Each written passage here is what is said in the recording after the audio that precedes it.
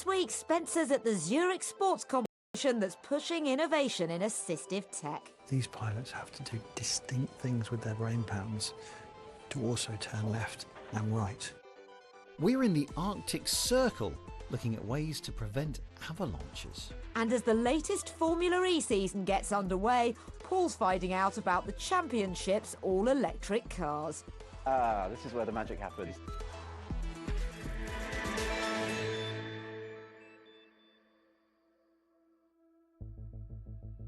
I'm Sammy Kunz. I'm from Switzerland, from Frauenfeld, and I'm a quadriplegic.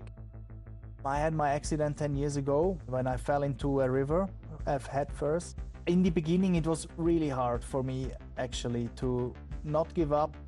I had bad thoughts, but I needed time, I needed friends. I read more, I study more, and I try to use my brain more because my body is not available to me anymore. One of the things that Sammy really needs, along with the 15% of the world's population living with a disability, is better and more affordable assistive technology that makes everyday life easier. And what better way to advance those areas of research than a full-on cyborg Olympics? Welcome to Cybathlon 2024. This is the crowds, this is the arena, and this is what it's all about. 67 teams from 24 countries are competing across 8 disciplines. Each is an obstacle course full of everyday tasks that disabled people have to deal with. Amongst others, there are races for robotic legs, motorised wheelchairs and full-on exoskeletons. Sammy's competing in the robotic assistance race. Now let's meet a couple of other pilots from the other disciplines. My name is Salome and I'm going to compete in the vision race. I'm one column. I'm competing in the brain-computer interface as their pilot. What's interesting here is different teams have designed very different kit for each course. For example, while most of Sammy's opponents will be using robot arms attached to their wheelchairs, he's turned up with 2 faithful friends called Dingo and Donkey. As I can't use my hands, I need assistance from other people. And in this race, we actually have tasks to solve with the robot. We developed a robot dog with a gripper on top. And with my joystick, I navigate through this course and try to solve those problems as well as possible. The dogs are manually controlled by sucking and blowing into something called a quad stick, which was originally designed as a gaming joystick. Now, controlling 2 robots does seem much more versatile, but also way more complicated than a simpler single robot arm. And talking of mental agility, for Owen, it's all about his brain. His event requires him to control virtual objects just by thinking. It's not all about aggression and power. It's about having a calm demeanour at the right times, be focused, get your brain levels down to where they should be at. So we're measuring EEG, or electroencephalogram, commonly known as brainwaves. This measures tiny electrical impulses in the brain. And so what we're trying to do is ask Owen to regulate that brain activity by imagining movement. So you might imagine right arm movement for one command and left arm movement for another. However, we have a more complex controller where we can select up to 6 commands just by 2 imagined movements. We can translate that into a movement of a cursor or a bar. What we're trying to achieve is kind of perfect control, but that's easier said than done. I have 8 minutes to perform 10 challenges with the help of a device that was created by the team. That device consists of a camera to detect Salome's environment and a moving handle that guides her towards objects and around obstacles. The trickiest one is the one where I have to walk on a path and my foot cannot leave the path even if it's only 1 or 2 centimeters.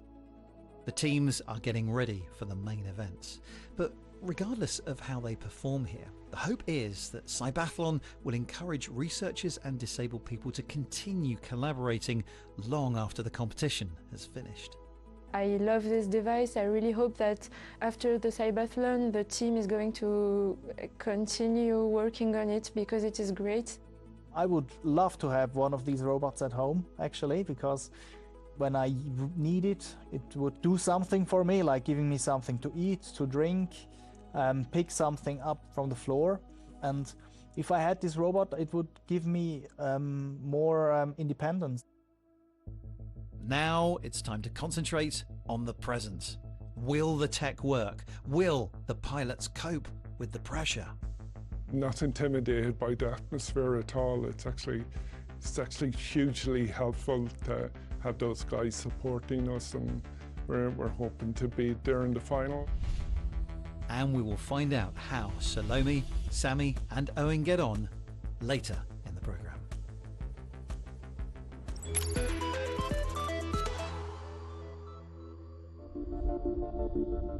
Deep inside the Arctic, for much of the year, Svalbard is a white wonderland. But with heavy snowfall, there also comes the risk of avalanches. And that can endanger the communities that live here. As you can see, Longyearbyen sits at the bottom of two steep-sided mountains, and increasingly it's come under the threat of avalanches.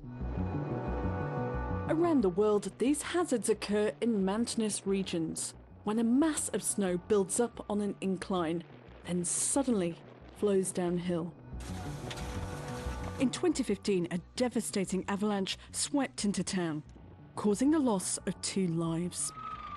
2 years later, an avalanche struck again, severely damaging homes here. It has been dangerous. We had 2 big avalanches going straight into town, and of course people died, so it was quite serious. Above Longyearbyen, physical barriers have been erected to hold back the snow, and a huge protective wall has been built. And they've also turned to tech. So here we can see one of our stations. An early warning system that uses snow sensors and mobile technology has been piloted here by telecom firm Telenor and the University of Svalbard. Obviously, there was little of the white stuff around when we visited, but this device helps measure the changing snow depth more accurately. Several of these stations have been placed around the valley to collect real-time data. We have an ultrasonic transducer that emits a sound signal at a very high frequency that travels from the transducer down to the ground. Then it comes back up to the transducer again, and then we measure the time of the sound back and forth. It's a simple low-cost solution, and the long-lasting battery keeps it working year-round, even in extreme cold.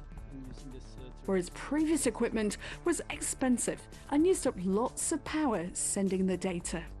This particular sensor, it can last for more than 10 years on one battery change. We are also optimizing the whole system for using as little power as possible.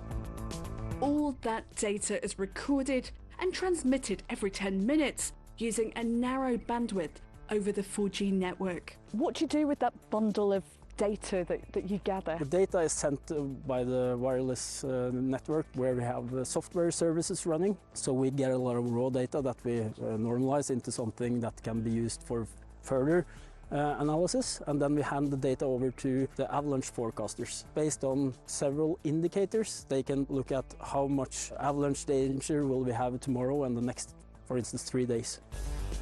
Combined with weather reports and know-how about the snow and terrain, it's helped emergency teams quickly understand the risks. It helps us to know when to evacuate and to do it in time. And that's been the opinion in town, that we would like to evacuate earlier than too late. We have had many evacuations here for the last few years. We haven't had any accidents since 2017.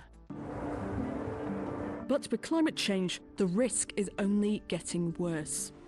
Svalbard is warming 6 times faster than the global average. And those living here are facing a new reality. The landslides are also increasing, so you have it more all year round. It used to be a winter thing, but now it's increasingly an all year thing. It's the climate changes that is driving the change. The change is mainly because of rain and snow. Telnor has also developed other applications for the same technology, such as measuring water volume more accurately to help fine-tune hydroelectric power production. They can just drop these tiny infrastructure pieces out there and start to gather data, and thereby predicting pretty accurate how much water do we have and where will it come and when will it come. Because they know exactly where the water comes and when it comes, it gives us the opportunity to reduce the consequences of floodings. And this type of early warning system could help protect other communities living with the threat of avalanches.